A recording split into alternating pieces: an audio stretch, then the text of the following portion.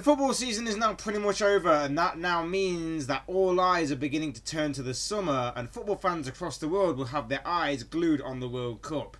But going on in the background will be clubs around the world trying to secure transfers as preparations for next season have already begun. In this video, I aim to identify 5 of the biggest potential transfers that are more than likely to happen this summer, as well as giving a few honourable mentions to those that either just missed the cut or those that will be huge but are less than likely to happen. So, without further ado, let's begin. Number 1 brings us to Toby Alderweireld of Tottenham Hotspur. He may not be the biggest name on this list or a big name in general, but he's a very, very good player nonetheless, whose future is in serious doubt. A commanding centre-back who's currently giving his boss Mauricio Pochettino a real headache. He's reported to have recently turned down a new contract at the club, and the media are reading into this as a money issue that is preventing Alderweireld from committing his future to Spurs. He made his presence known in England in the colours of Southampton, where he spent a season on loan there before being bought by Tottenham from his former club Atletico Madrid for a fee believed to be around $11.5 million. He went on to form a very good partnership at the heart of the defence with Jan Vertonghen, and the duo were a major factor in Spurs having one of the best defences in recent seasons. He's 29 years old, top quality defender, and there will surely be no shortage of interest in the Belgian should his contract negotiations with Tottenham continue to stall. He's allegedly got a year left on his contract, and Spurs may be tempted to cash in on him now before things begin to spiral out of control and they potentially have an Alexis Sanchez situation like what Arsenal had this season. Number 2 brings us to Anthony Martial. Now, did many people know who he was before he joined Manchester United back in 2015? He was just 19 years old at the time and was signed by Louis van Gaal, who was the United manager at the time. It was a big gamble to take on a youngster back then, but he introduced himself in the best way possible to the fans of United and to the world, as he scored the third and final goal in a 3-1 victory against United's fierce and bitter rivals Liverpool. From then on, in his first season with the Red Devils, he scored 11 goals in 31 appearances and ended with an FA Cup winners' medal to his name. Since then, Jose Mourinho took over, and despite Martial going on to help in United's Community Shield, League Cup and Europa League triumphs, the young Frenchman has seen his playing time at Old Trafford cut short somewhat due to other transfers and rising stars from the academy.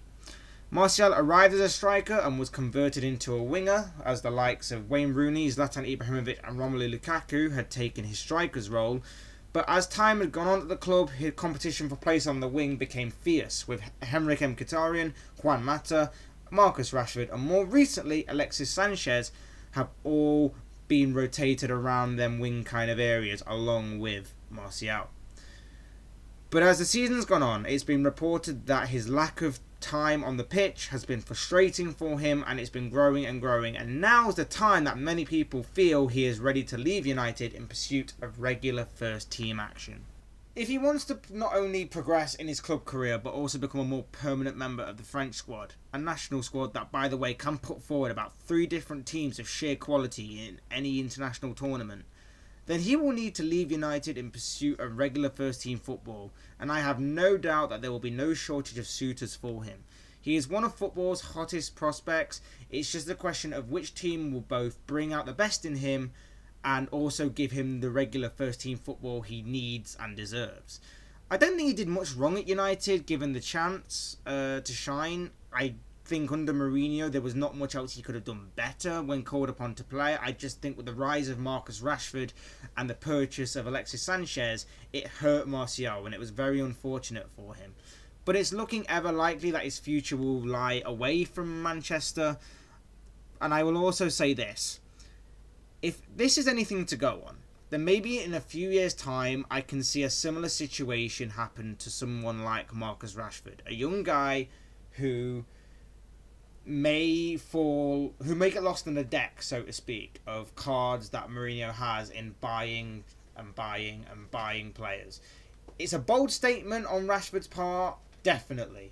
But unless something changes at United, that prediction could become a reality, and it would be very unfortunate for him, especially seeing as he's a young English starlet. Once upon a time, Gareth Bale was the world's most expensive player, moving from Tottenham Hotspurs to Real Madrid in 2013 for a fee somewhere in the region of £85 million, which eclipsed his teammate Cristiano Ronaldo's £80 million move from Manchester United to Madrid some years before. He has since gone on to win one La Liga title, 3 Champions Leagues, a Copa del Rey and 2 Super Cups. He's pretty much won everything there is to offer with Madrid, but it now appears that the Welshman's time with the Spanish Giants is coming to an end. There are a few factors that could lead to his exit, with injuries being one of them. The Welshman is no stranger to the medical team at the clubs he's played for, and whilst they haven't always been major long-term injuries, they have been a constant factor throughout his career. Another reason that could contribute to his exit is the rise of young superstars in the making. In the past, Gareth Bale would be one of the first names on the team sheet, obviously after Ronaldo, of course. However, recently, Bale has been left on the bench making cameo appearances in many of Madrid's big games, particularly this season, with Zinedine Zidane preferring other players in Bale's role. Players like Isco, Lucas Vazquez and Marco Asensio have all made an impact at Madrid and have all caught the eye of the manager, so much that Zidane's preference appears to have switched from Bale to them 3 in particular. Should he leave, a return to the Premier League seems to be where he's favourite to end up. Manchester United have always been one club that's been linked with his name in most summers, including when he was a Tottenham player. But there are other teams being linked as well for the Welshman, including PSG and Bayern Munich, but only time will tell as to where his future lies. Before we turn our attention to the top 2, here's some honourable mentions. First, Mohamed Salah to Real Madrid. The quote-unquote Egyptian king has endured a phenomenal season at Anfield, scoring 44 goals in all competitions within 51 appearances. The 25-year-old is this season's Player of the Year and Golden Boot winner, and has broken the record for most goals scored in a 38-game season. He can cap off a wonderful season by helping Liverpool win the Champions League against Real Madrid on the 26th of May. This is a very unlikely transfer to happen, but one that we never say never in football, so keep your eyes open, but we're not expecting any movement from the Egyptian king. Second, Harry Kane to Manchester United or Real Madrid. The 24-year-old striker was in hot pursuit of Mo Salah throughout the entirety of the season for that golden boot. But unfortunately for him, he came up short, even with the help of the FA giving him a goal, which to me still doesn't seem like his goal. But I digress. But as far as silverware goes as a team, it's another fruitless season for him. The Englishman will soon have to make a choice of either continuing to pursue individual achievements or if he wants to actually win some proper silverware, leagues, Champions League, that kind of thing. If he wants to, then a move away from Spurs may have to be the option sooner rather than later. Maybe not this summer, but soon Spurs could find themselves in a similar situation to the Gareth Bale saga of 2013. Third would be Eden Hazard to Real Madrid. Yes, Real Madrid are constantly coming up in this video. Just go with it. It's fine. When Hazard moved to Chelsea, he was seen as the next big thing, a player with the world at his feet, and during his 6 seasons with the Blues, he has won 2 Premier League titles, playing a vital role in doing so, and along with that, he's also won a Europa League and League Cup winners' medal as well. In 208 league appearances, he has scored 69 times, and many are feeling that this summer could be the summer that the Belgian international moves on from Stamford Bridge, with Real Madrid being the likely destination, as Madrid have been rumoured to have wanted Hazard for some time now. Whether this actually happens or not remains to be seen. And finally, Xherdan Shaqiri is more than likely to leave Stoke now that the club has been relegated to the Championship. He's been brilliant in moments for Stoke since his arrival, although consistency may be a little bit of an issue for him. He has been a bright spark in an otherwise dark season for the Potters, and to add insult to injury, the club could be set to lose a lot of money on the winger, as it's being reported that he could leave the club for a fee believed to be around £12 million due to a relegation clause within his contract, which in this day and age in the transfer window is an absolute bargain. I'm sure there will be no shortage of interest in the Swiss international. Continuing on with our top 5, we come to Antoine Griezmann, one of Europe's biggest and best strikers, and he's very much likely to leave Atletico Madrid this summer. Antoine Griezmann arrived at Madrid from Real Sociedad for a fee believed to be around £25 million. He was seen as Atletico's replacement for Diego Costa, who had left the club to join Chelsea earlier that same month, as Madrid looked ahead to a season where they would be defending their La Liga title they had won a few months earlier. In his first 3 seasons with the Spanish club, he had scored 60 goals in 111 appearances, and this season he had scored 19 goals in 30 appearances. He is also a prolific goalscorer in Europe, having scored 21 goals in 46 European games.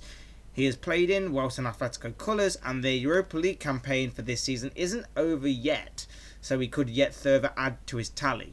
The Frenchman was possibly on the verge of leaving Atletico a number of times over the past few years, most notably last season, but showed a rare quality of loyalty to stay with Atletico after learning that a transfer ban placed onto the club meant they would not be able to sign a replacement should he have left. But with the quote-unquote bigger teams and more opportunities all seemingly coming his way, is it time for the striker to leave Atletico? If he does leave, it's being heavily reported that Barcelona is his likely destination, but there's also reported interest from the Premier League and mainly Manchester United, who have been rumoured to be interested in him for a number of years now. Most people think it will be Barcelona though that he goes to, and if that is the case, then what does that mean for the future of the next player on the list? I am of course talking about Luis Suarez, who is arguably the best striker in the world, the man who scores goals for fun and does it in all kinds of ways. Any team would want him in their squad. When he's on form, he's a defender's worst nightmare. Since leaving Liverpool in disappointing circumstances following the biting incident in the 2014 World Cup on Giorgio Chiellini, the Uruguayan international has gone on to win 3 La Liga titles, 4 Copa del Reys and 1 Super Cup and Champions League medal, and has also gone on to score 110 goals in 129 league appearances and 19 goals in 38 European appearances. An incredible return for an incredible striker. But is his time at Barcelona coming to an end? If reports are to be believed, and Griezmann is set to arrive at the new camp this summer, Suarez's place in the starting 11 is instantly under threat. Will he be okay with possibly being back up to Griezmann, or will it be a constant rotation process?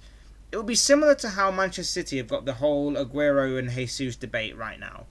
Barcelona will have something similar here. Also, you have to look at Suarez's age. He's not getting any younger, and at 31, Barcelona may be looking at the future, and Griezmann, at 27 years old, is certainly an established striker they can use for the next 3-4 years before replacing him, like what they have done with Suarez here. I'm sure there will be many teams wanting Suarez's signature should this happen, and personally, whilst I would love to see him return to Liverpool, I don't see it happening. But whilst the Griezmann saga is still up in the air, this is a situation where we can only speculate and predict, but don't be shocked if Suarez is going to be on the move this summer.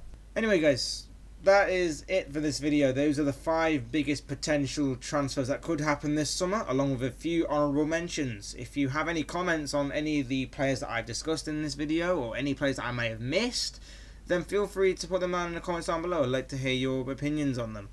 Otherwise, don't forget to hit that like button on the way out, subscribe if you're new, and if you liked this content and want to see more of it.